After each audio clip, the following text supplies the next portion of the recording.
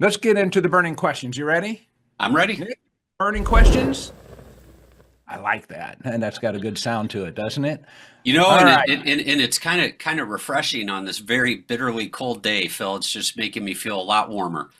It is. For those that aren't here with us in the Midwest, we're sitting on about 11 inches of snow, and I think it got down close to zero last night. And for us here, we're done with winter and we're ready for summer. All right. Here's our burning question, Burt. I'll read it here. How should we handle this one is titled "No Hire, No Pay: Managing Unauthorized Workplace Participation." How should we handle an individual who attended department training for several days without completing onboarding paperwork or being officially hired? So I'm going to assume it's the onboarding process.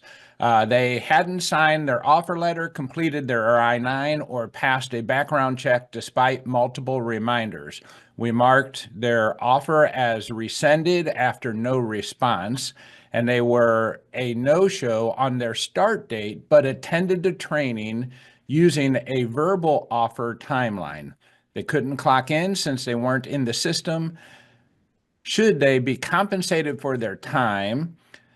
How would you recommend addressing this situation? Now, my question to our listeners is the chat.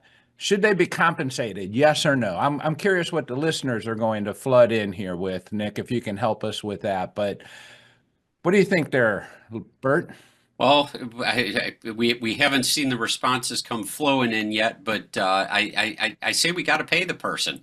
Unless this was a voluntary training that wasn't necessarily work related, which under these circumstances, under this fact pattern, it sounds like it was not one of those. It sounds like it was a mandatory pre-hire or pre-start training that the individual onboarding training, right?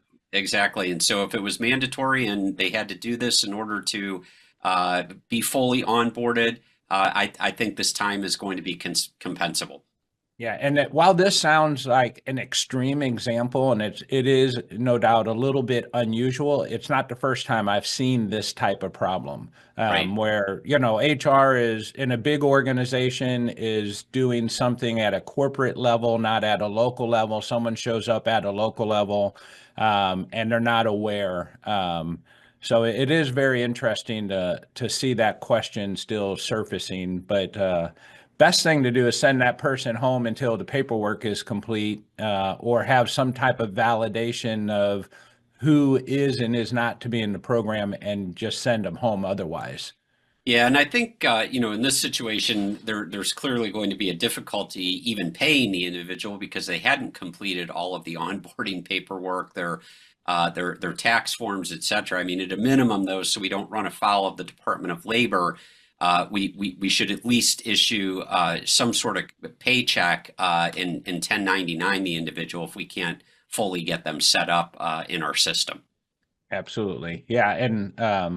And I don't know, it doesn't sound like the person liked the job after they heard and went through onboarding, so they never showed back up. That's quite interesting. And I think our friends on LinkedIn are saying they agree with that. All right. Thanks for being an on-demand viewer of This Week at Work. Don't forget, you can be part of the show by watching live at 7:30 a.m. Central every Thursday morning, when you can get your burning questions answered by using the question mark icon to the right of the player. In fact, you can ask a question now. Head over to aimea.org. Under Member Resources, you'll find This Week at Work. Click Listen Live to register for our next episode and submit a question.